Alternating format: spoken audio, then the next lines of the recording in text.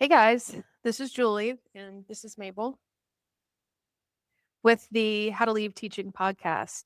And we are still in our series, our podcast series on teaching recovery, recovering yourself after you leave this career.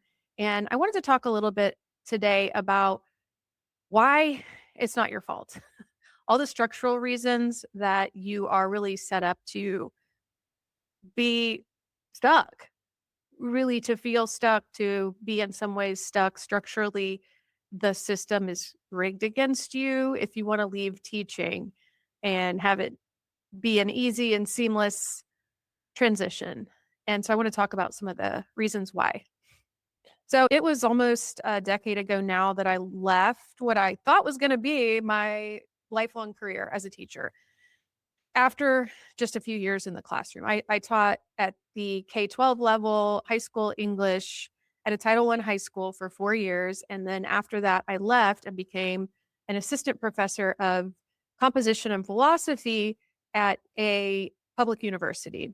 And there was a lot that I really loved about teaching and about that career, but it didn't end up weighing out or counterbalancing the lack of professional respect, the lack of work life balance, the lack of money. And just as a side note, when I was teaching at the high school level, I was making a little bit over 60K. And then when I went to take this assistant professorship at a public university, granted, it was a small university, but I was making 35K. So essentially, after I had gotten a doctorate and got that job at the college level, I took a huge pay cut. So I just want people to be aware of that. Anyway, leaving teaching, right? I'm not alone in this. I was just reading some research out in 2026 on teachers leaving the classroom, and 1 in 5 teachers want to leave.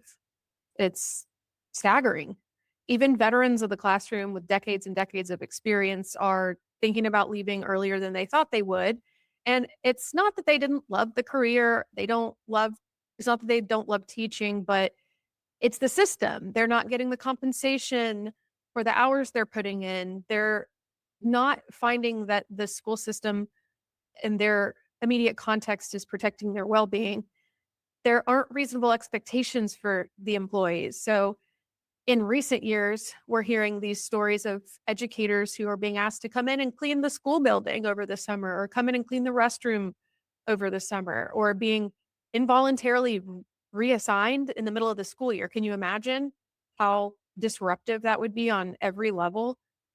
It's just profoundly disrespectful, I think, on a professional level and a personal level. And then there was this issue, and I think a lot of us face this too, of the lack of upward mobility. There isn't a lot of opportunity for advancement in the teaching profession. And that really contributes to a lot of people's desire to leave. For me, I got a master's degree in education while I was teaching.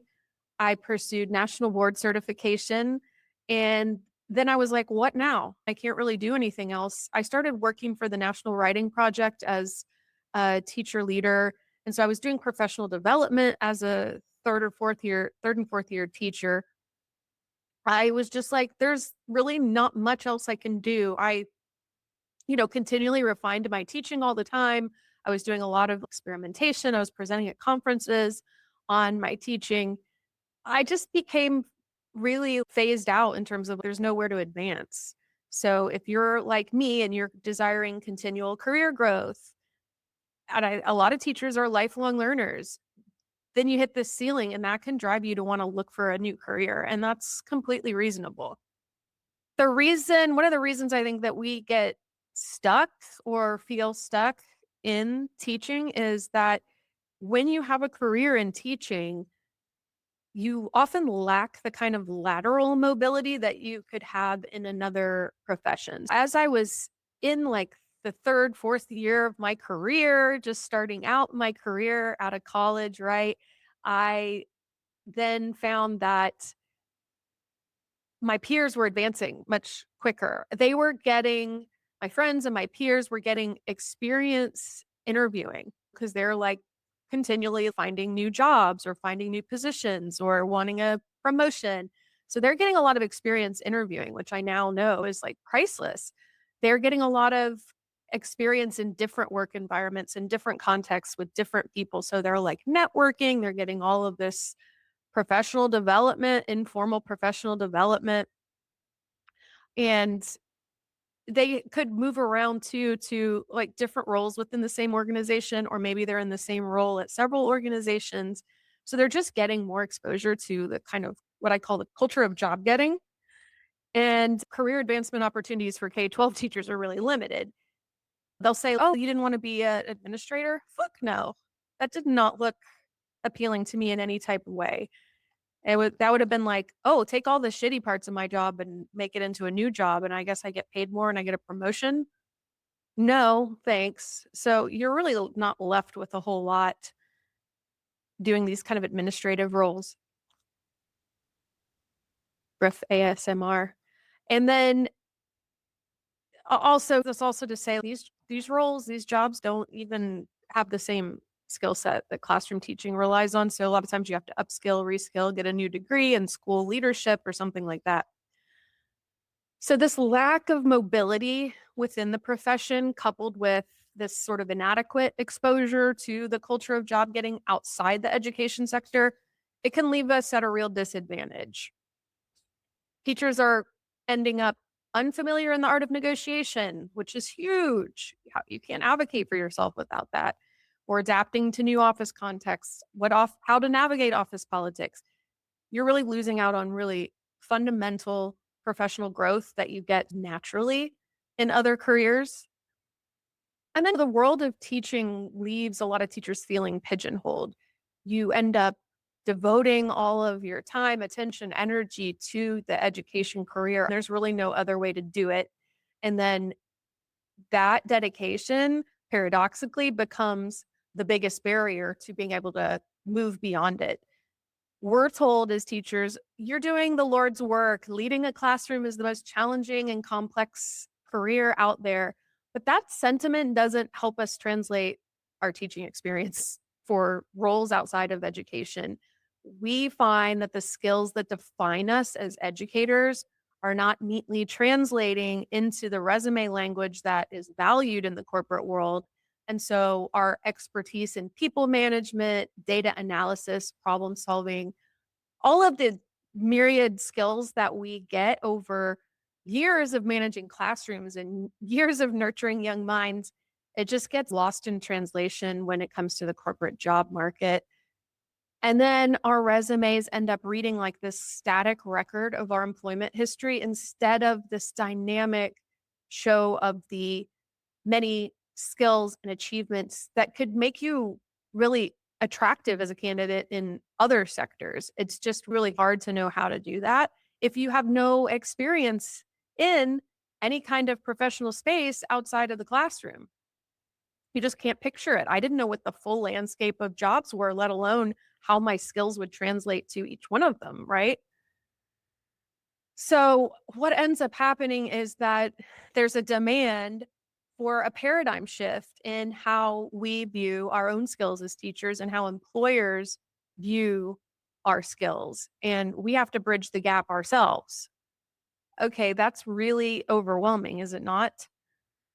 So, that's a problem. That's the main crux of the reason that we started goldendelicious.ai, because we wanted to help people not only to surface and find the careers that would fit with their skill set, but also help them apply. Like, how do you get the language to apply successfully to those jobs?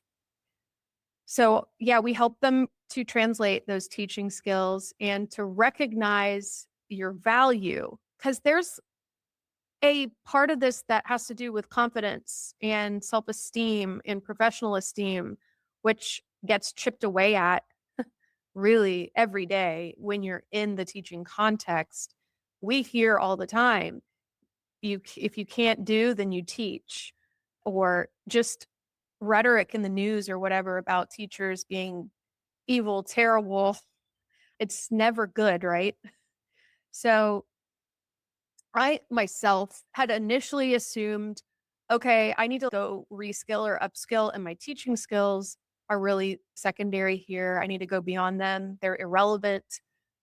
And that kept me really confined to education focused roles because I thought that those were the only skills I had until I upskilled, reskilled, went back to school or something else. And then I realized that there was transferability in my teaching experience. And I started to learn how to talk about how I bring value to an organization. And that was really just through trial by fire.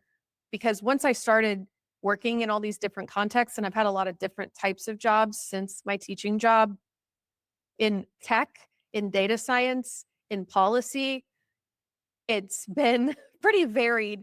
And what I find though is that what's really valued what I bring to the table usually is something about my teaching skills in some way, somehow connected to that, which has been pretty refreshing. But also I want to get the word out. I want to tell every teacher like, you think that like you can't do data science if you were an English teacher, but here I am getting praised at work because I'm able to bring different stakeholders to the table and have them talk to each other and I can facilitate that conversation and get a result. That's something that a lot of people can't do. That's something that I'm asked to do over and over again in the different work contexts across various industries.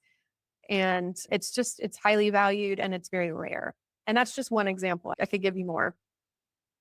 Tell me in the comments if you want to hear more about that topic. But it just makes me mad because we get trapped by all of these factors within the system that lead us to feel pigeonholed, to find it difficult to understand where we sit in a broader career landscape sense. And I wonder why schools of education, knowing the statistics, knowing what teachers are walking into, why are they not preparing us for roles outside of the classroom? Can you make students aware of teacher turnover rates and provide some direct instruction around how to build skills that are valued in the workplace more generally? Teach teachers how to talk about their capabilities and their competencies, just like helping them future proof their life, their career. It really is pretty neglectful in my view. When I did my doctoral degree, they told us right off the bat 80% of you guys are not going to finish. And that lit a fire in me. I was like, I'm not going to be one of those statistics. So I think it can be helpful to raise awareness about what people are walking into. And on a side note, I wanted to be a tenure track professor, right? And when I got done with my doctorate in education, I realized that there are only a handful of those tenure track jobs open. And there's a shit ton of people graduating with a doctorate. And there's just not enough roles for all of us. So, again, what's the responsible path for these schools of education? Should they treat the reality of it and help raise people's awareness? Yes, I do think that they should. Teacher prep programs, too. Can they start to help us build skills outside of just teaching and the core competencies that come with a career in teaching? What about networking and skill building opportunities, industry sponsored projects that folks could do in these programs to build new relationships and get some of that networking done through the fabric of the everyday program? It's a lot. I think there's a lot of blame to go around, and maybe that's not super helpful because I don't know that blame alone is going to do much, but I hope that you're taking away that it's not your fault. I know when you're applying to lots of different jobs, especially at the beginning of this transition, because you really are just starting to learn about how to write a resume that's going to land, how to apply, what these jobs even are, what suitable roles are out there for you. When you're getting no response, I know that it's super hurtful. It makes you wonder what's wrong with me. You get really down. You wonder if you're ever going to get ahead, you're ever going to be able to get out. And I just want you to know it's not your fault. It's a lot of systemic issues that converge to create this situation that you find yourself in. And I think there are a lot of touch points that we go through and gates throughout our careers, from our teacher prep programs to the school systems that we find ourselves in, that they could do a lot better by us, and they have failed to over and over again. It's really time that we support teachers, people that are raising their hand to do this really complex and important work. Why are we not giving them any support? It's another reason that I'm so passionate about goldendelicious.ai, and I'm excited for you to use it. I hope this gave you a little sense of comfort that it's really not your fault. If you keep going, you're going to keep learning, you're going to keep iterating and refining your applications and the process of applying, and you'll get there eventually. And if you need help, reach out to us at goldendelicious.ai. We are building a really engaged and supportive community there, and can't wait to see you. Take care.